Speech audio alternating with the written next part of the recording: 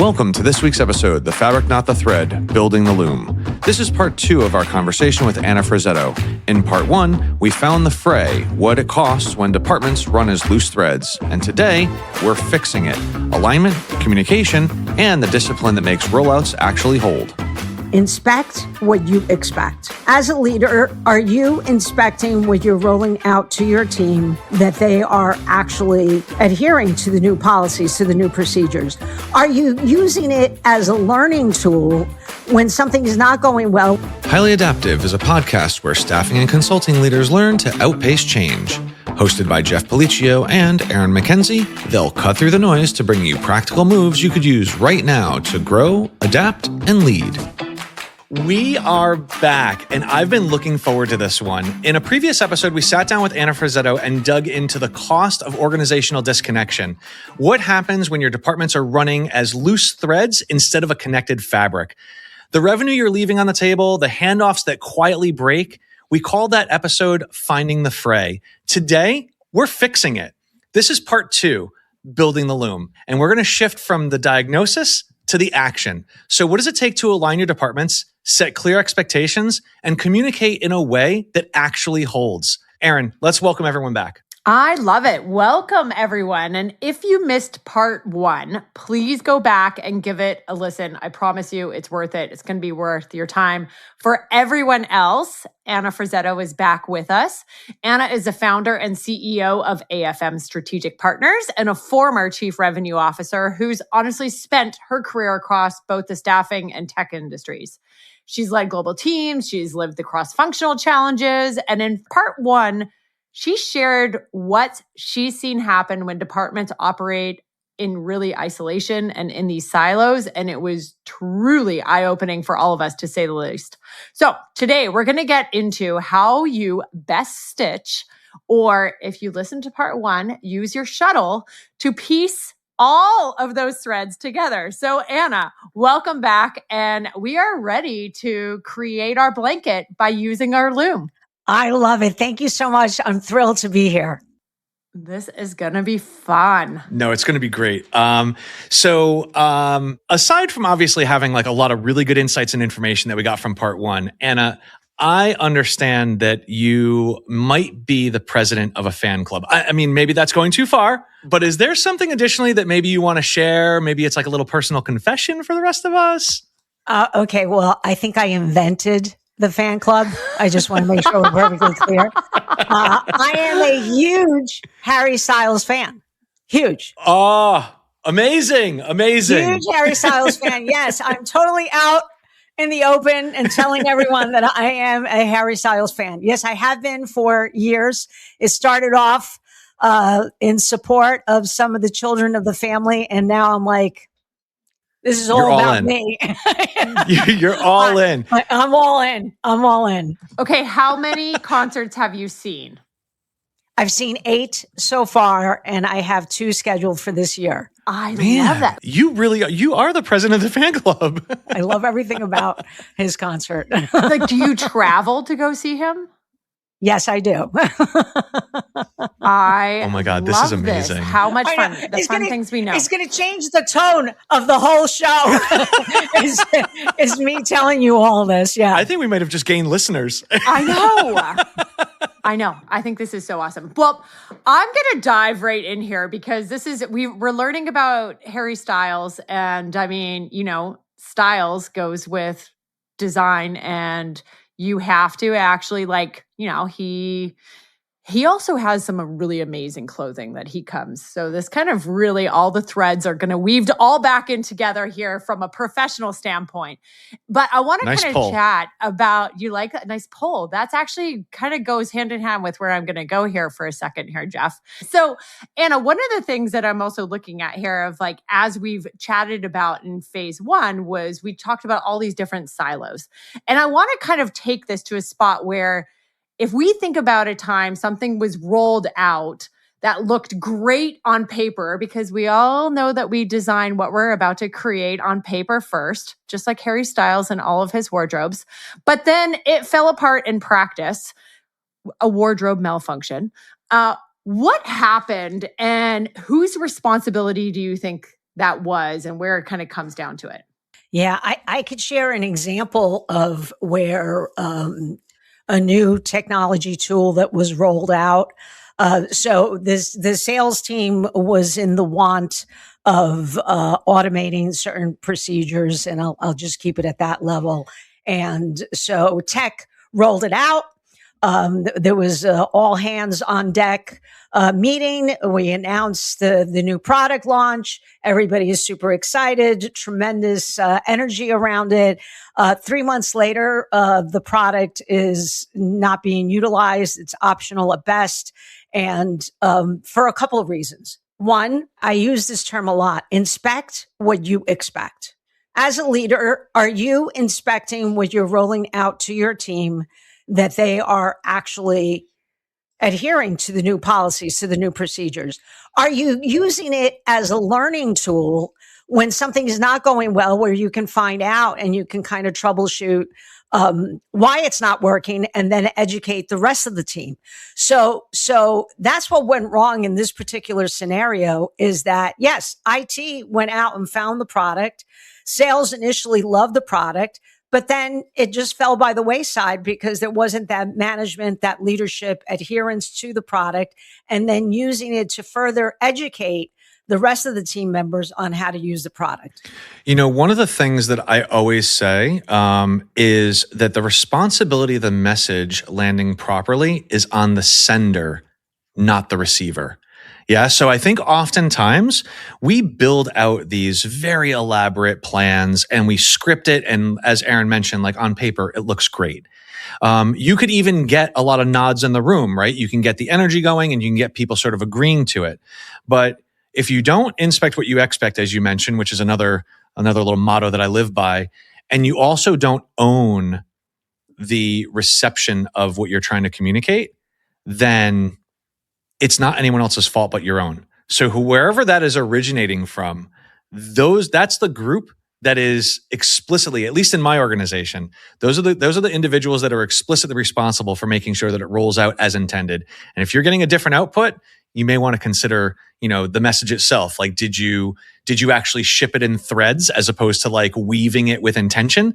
Like, how deliberate were you in its execution? Did you have the proper follow through? Did you look at the metrics that really related to the usability, functionality? Did you check for friction points after? Like, there's so many questions that happen. But yeah, it's Exactly. And you know what? And if you think about it, if you start analyzing that and saying, well, is it that it took 3 months that the product was not utilized anymore? But then I wonder, every level of management that was involved in that whole process, where are they? How come this is now new news that 3 months went by? Where was the CEO? Yeah. If there's a new offering that's been rolled out, are they having their sit down meetings with their leadership and saying, by the way, the new tool that we rolled out, how's that going? Is it being adhered to? Right? Where's the checks and balances to make sure that, once something is being adopted in the organization, that how is it effectively being adapted in the organization? No, completely. Do you have any, is there any signs that a rollout is actually going to unravel? Like, have you seen that early on, or do you have any stories where you've seen it just, oh my God, we tried to put this all together and it just completely fell apart? I would say not at that level, but I have seen it leading up to it, where you put a hole and say, hang on a second, this is way too sloppy. We need to kind of hit the pause button here and reevaluate what we're trying to accomplish before we roll it out. So being able to save it just in the nick of time. But again, that goes to the whole project management and the whole life cycle of the project that's being rolled out. Who's managing that? Yeah. And who's like one thing that I often used to utilize, they were called RAG reports, red, amber, green reports, that basically would track projects, right? So it would tell you what's in the red, what's amber, what's in the green. And something in amber, it could be just a matter of timing and it's going to turn to green. But the red flags, how are they being addressed? So that's what I mean, is like, where is the whole project management initiative to what's being rolled out? And you can build a beautiful pattern. You can design it however you'd like. But I also think if we're going to continue down this framework of the loom and fabric, then there's a lot of moving parts that are associated to this as well. So you mentioned before, did the CEO ask about the progress of that thing? I would also say that that is also a responsibility of the individual leading that project to make sure that the CEO, if that is your check and balance or your means of being able to verify completion, or it is also the person who's leading that project. It's their responsibility to communicate. Because as you've mentioned a couple of times, the world of the CEO, it is wild. There is so many things coming at you so often and so fast that is it possible to keep track of every single thing? It's not. And so you really need your embedded team who are a part of this loom to also be sending information up to say hey, by the way, this is coming. Hey, by the way, here's this information. Hey, by the way, I need support. I'm not getting follow through from this other group. So really kind of bringing all those pieces together, making sure that things are communicated properly so that you can get buy-in, so you can get feedback, so you can get support when you need it.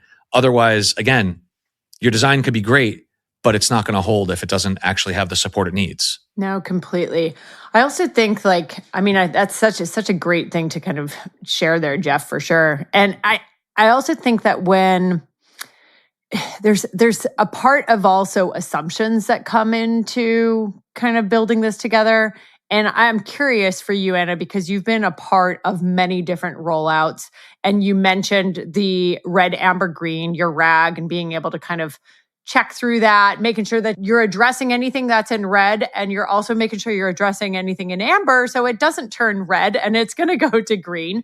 But one of the things that I want to kind of chat through is how much do you think your team actually understands about what you're trying to do versus the gap of what you think you communicated and what they actually heard?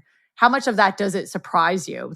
Because there is sometimes a gap of what they thought they heard versus what actually was there. Right. And you know what? And I agree. And what kind of got me in the habit of this is when I used to support functions offshore and the art of communicating. And it was always, first of all, just because everybody's speaking English doesn't mean that everybody's going to understand exactly what you're talking about. So I got into the habit, regardless of an offshore team or onshore team, is I will have a team meeting and discuss what the steps are and what we're going to be doing. I then have a follow-up email that articulates everything that's been discussed in that conversation. And then I have the following week, another team huddle saying, you know what we talked about, a week ago, and the email is everything clear as to the direction of the project and where we're going.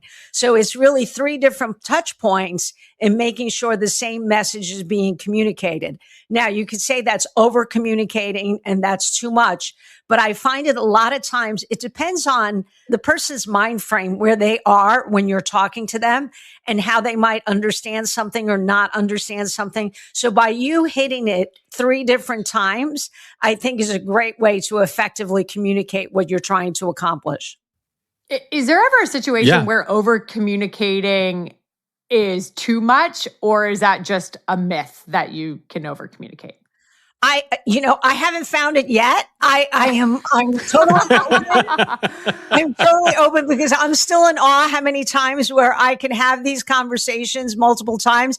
And then I have that one person on the third communication go, oh, this is what we're doing. Now I get it. Yeah, now I get it. I'm like, okay. And it was worth everything I did so far. Yep. And we also can't assume that they can see the full pattern just because we know the orientation of what's going on. They don't necessarily have the full scope. And people also sometimes don't really understand. Anna, I know you and I had a conversation before, and I'd love for you to share it here, but you talked about a PB, your peanut butter and jelly exercise. And it really stuck with me. And I mean, actually, I would love for you to share, because I think it also shows where like assumptions and gaps can also come into the play, because you gave an exercise to your team and it also was created awareness that not everybody knew all the details. And so I'd love for you to share with kind of like all of our listeners your experience on your PB&J. Yeah, thank you. I had learned this from a leadership class that I had taken many, many years ago. And I thought it was so effective. So I started doing it when I would have team meetings and trying to talk about new initiatives. The instructions are, I would like you to make a peanut butter and jelly sandwich. What directions would you give to someone and how to make it? So you break up the room into different groups, and then you have the one group that basically talks to saying, well, you take the peanut butter, you put it on the bread, and you take the jelly, put it on the other side of the bread, and there's your PB&J sandwich. So now, if you have people that come from offshore, they have no idea what. So we open the jar of peanut butter. What, we just take the can of, the jar of peanut butter and lay it on a piece of bread. I don't understand how this becomes a PB&J, as opposed to the ones that are more detailed that say, I take 2 slices of bread, right? I put them side by side. I, open up the can of peanut butter. I take a tablespoon, spread it on one side of the bread. I take then another tablespoon and put and you go through all the actual items. And then all of a sudden it's like, oh, that's how you make it. Because again, the assumption, which Jeff goes to your point, not knowing the big picture, right? Not knowing what is a PB&J. Now, all of a sudden you make it very crystal clear. So that example that is so straightforward really is eye-opening to teams, because they realize like, oh my goodness, I really need to be more granular in my explanation. And that detail is so important. Right. Yeah. I mean, who knows? Yeah, the thread was sent. It was just never woven in, right? So like the gap, I told them, and they understood, is kind of where rollouts go to die. Like that's kind of where like everything falls apart. So when you think about rollouts that actually worked, that sort of like held the pressure, or they were sufficiently pressure tested and survived that, what did that process look like before anybody hit go? Communication is key, right? So I think when you look at any project or any rollout that you're looking at, it's the amount of communication every step of the way. It's also I call it like the rehearsal dinner, right? Like where you want to make sure before you actually go live that everybody has a chance to spot check and saying, okay, Jane, are you doing this? Okay. John, are you doing this? Okay. Bill, you got this. Okay. Any issues with this? And you kind of do that sanity check and everybody's like, yeah, we're good to go. So guess what? Come midnight tonight, product launch is live. And then you're good to go. But it's that level of communication and, that level of check and recheck. And I call it rehearsal dinner for a reason, because you want to make sure that you have that chance to really touch everybody and make sure that everybody's on the same page and that there are no hidden flags that we don't know about.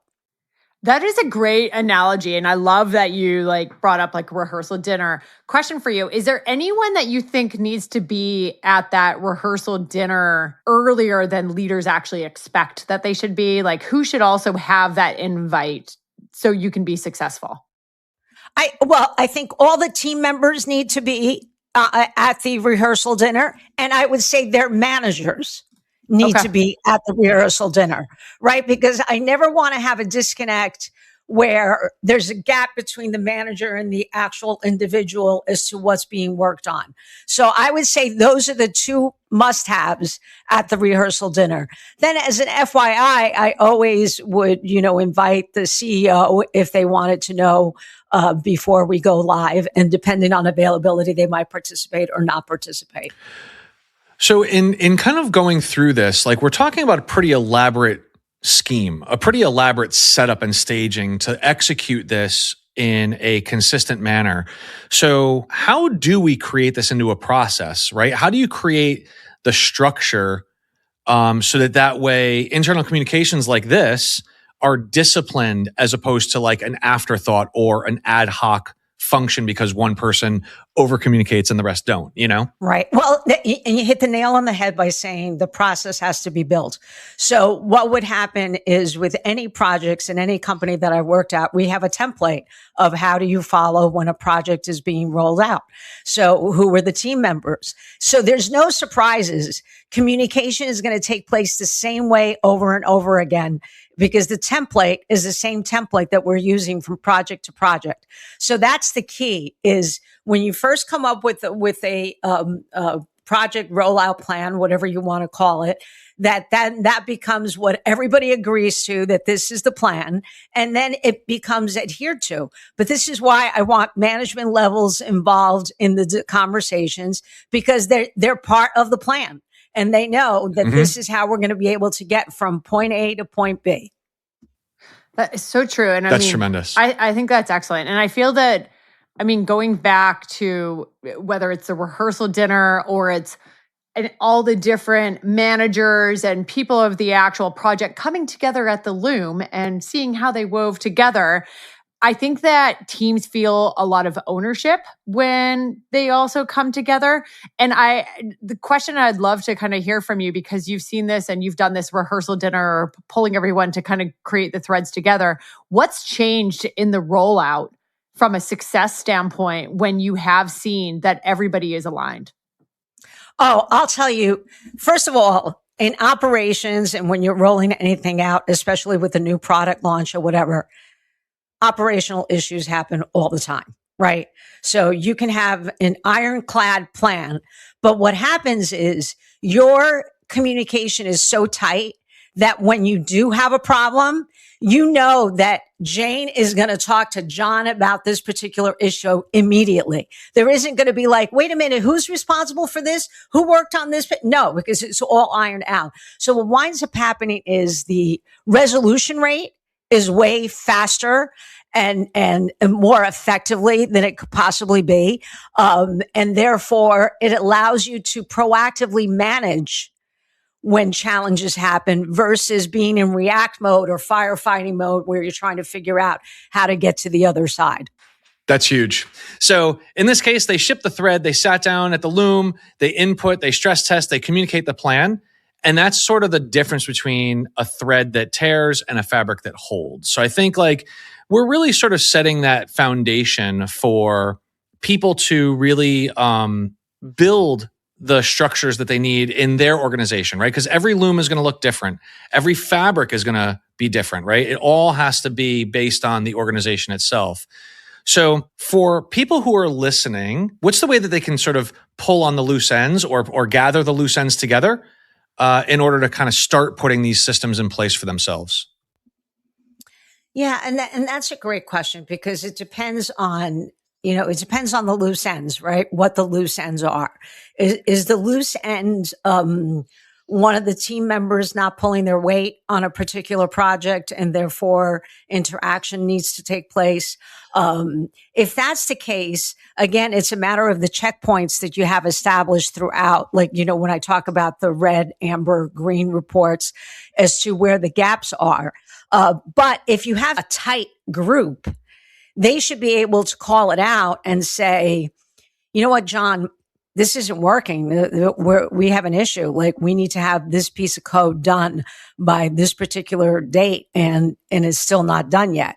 So it should percolate things up and escalate what the issues are a lot faster. So the loose threads, whatever the loose threads might be, might start percolating faster. Could it be, buy-in by a function, in the organization, and that's a loose thread? Well, at that point, you have enough of the facts and figures that you can have the conversation with that other function to kind of call out, why are they holding back and resisting this new product launch, or, whatever the case might be. So I think it depends on the scenario, but I stand firm by the process and the templates that I was talking about, the project rollout, that it should highlight those issues sooner rather than later. And just to sort of point out for everyone too, like, here's the beautiful thing that I love about this is we have all been in a situation where the process didn't once exist. So whatever that is, it could be your sales process, it could be a marketing process, it could be your finance, whatever it is, there was a moment in time at your organization that process didn't exist. And it started by the exercise of doing the task. In this instance, if this is feeling a little overwhelming, don't be. This can all be remedied by you either taking a look at a previous project and ripping out its details in order to identify its skeletal structure, or working through your next project and then identifying what that structure is that you built.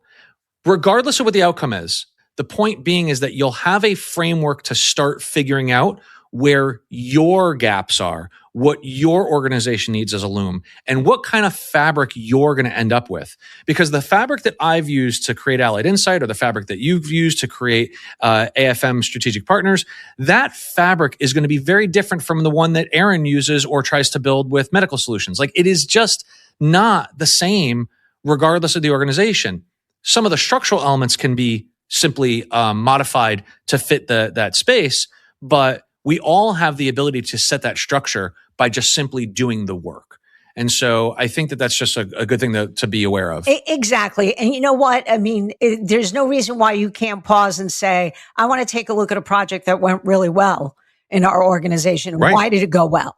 And then document that project. Also, there's so many tools out there. I mean, we haven't had the conversation about AI, but I mean, you can use, ChatGPT or Gemini or whatever out there and say, I have this project that's worked really well. I want to build out a project plan, a template that I can utilize, and then have an AI tool help you generate the fundamentals. Of course, you need to have the human component.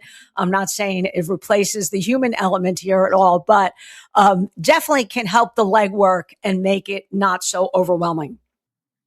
So really, I mean, organizations that really kind of can master this, I mean, essentially, they're going to have a competitive advantage in this era of AI that we're in right now. Would you agree? Absolutely.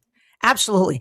AI is a tremendous tool and a tremendous asset that organization can utilize. I think the big misnomer is that I actually just did a presentation about this, calling it AI in action for sales teams and how can they utilize AI. Is that it's not the answer to everything. There's still a human component to this, but it could help grow things exponentially for you if utilized in the right way. Fair.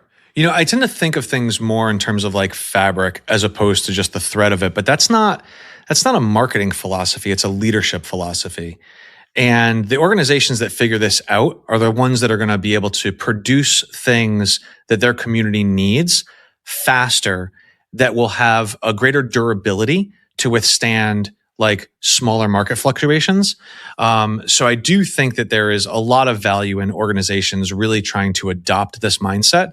The additional sort of like pearl of wisdom that I would share in this is welcome individuals to offer you critical like critiques of the structure and of the plan, right? If an individual has that opportunity, you've created that safe space to be able to share what that experience is, then you may be able to identify gaps in communication or process that would allow your project to be more successful as it crosses into those other departments. They might need a different resource. They might have a different timeline. They might have to weave you into their schedule so that way they could pipeline to support whatever the other department's project is. So just something to sort of keep in mind. But I do think that like this does need to be very much, I think, coordinated at an upper level, and then also probably supported at that champion level or in those change maker roles for sure. What's something that a leader can do to start to establish what like the beginning or the starting points of their Loom? What do you think that they can do today? I think one common problem that I see with leadership today is loss of focus, right? Because I think going back to the topic about economic times being the cat's out of the bag and it's a totally different world that we're in today. So what winds up happening is, especially if you're kind of new to leadership, you can get a little nervous and you start thinking like, what else should I be doing? What else? And then you start getting distracted and not focused on the strengths of your team, the strengths of what your organization does, and maintaining that focus. So I would say focus would be one key element that I would ask leadership to really focus in on. Not to use that word too many times, but focus. Yeah, focus. Right. But leadership also needs to have. We could spend a whole session on the empathy of a leadership, understanding your team, right? Understanding their strengths and weaknesses, being vulnerable enough to be able to talk to them, to understand what works well, what doesn't work well. Those are all key ingredients to what makes a great leader, right? So maintaining that focus and the empathy, I would say, are two ways that you can ensure the structure of your Loom is by being able to understand the dynamics of your team. I love that. And I think that empathetic leadership is such a strong skill. And it's not just empathy of your own team, but as we've talked about, it's like that cross-functional and understanding how everyone's team operates together and what are they going through on the day-to-day. So when you have that empathy across every single department, it just creates this essential leadership skill to strengthen your entire organization, where you chatted about revenue driving activities being the stronghold. And I think it helps get there. So no, I love that so much, Anna. And as we close out here now, because this was like our part 2 of our 2-part series here. And I loved that you introduced Poker Face by Lady Gaga as your walk-up song. But I have to ask you again, because we're going to give you 2 different songs here. So, we've had some mic drop moments throughout. So if you're like, you were on stage, you just like presented all of this, you've got your mic, you're dropping it. What's that song that's playing now as you're walking off? It's got to be Confident by Demi Lovato. Oh, I love it. Come on. Right? That is amazing. Isn't that like the ultimate mic drop song? Come on. Yes. Oh my God. So good. Man, I love this. Harry Styles, Lady Gaga. She kind of had a twist here. I'll be honest. I was prepared for a little Harry Styles popping in here. I didn't know what was going to come, but I do love the fact that you brought in Demi Lovato. I think that's fantastic. Keep them guessing, Anna. Keep them guessing. Yeah, exactly. I was tempted to pick a Harry song, but then I'm like, no, ultimate mic drop. It's got to be Confident. I love it. Anna, this has been an incredible 2-part conversation. Thank you so much for spending time with us and for everything that you do for the community. Honestly, from like all the things that you do online, you share a lot of information and insights with your videos and your podcast, the things that you do in panel discussions, the speaking, like literally you truly do support the community in so many ways. So I appreciate that. And I can't wait to see what other conversations we can have on Highly Adaptive with you. So thank you so much for that. I follow your podcast moments that you also put in LinkedIn almost daily. You have a lot and it's so helpful. You have so many key guests. And so we absolutely have loved having you on here and I can't wait to connect even further.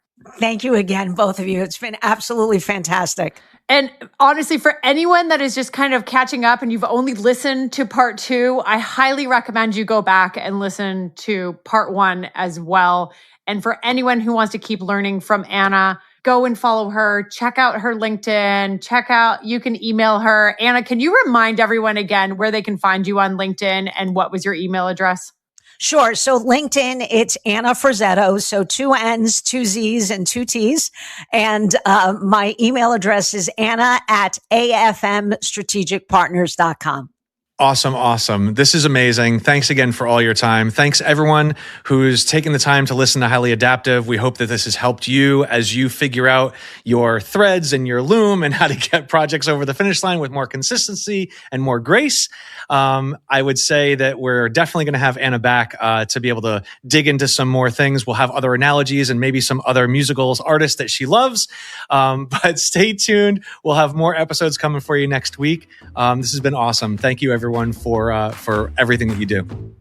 Yeah, Anna, this has been great, and I'm glad there was no swearing moments in Sicilian during this entire moment. For those of you that didn't listen to part 1, you'll learn about that. So go back and you'll learn. And thank you, everyone, for listening to Highly Adaptive. This has been a great time, and we hope you have a great rest of your week, and we'll see you on the next episode. So thank you again.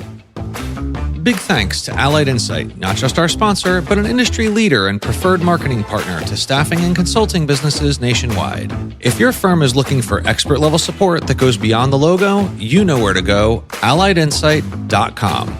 If this episode helped you, share it with your friends and colleagues and subscribe to the show on Apple Podcasts and Spotify or wherever you listen to podcasts. While you're there, consider leaving us a review, and when you're ready for more industry insights, articles, case studies, and more, find it on allthingsstaffing.com. This episode was produced and edited by Allied Insight, and the music provided by Home Music Stock. Thanks for listening, and we'll see you next week.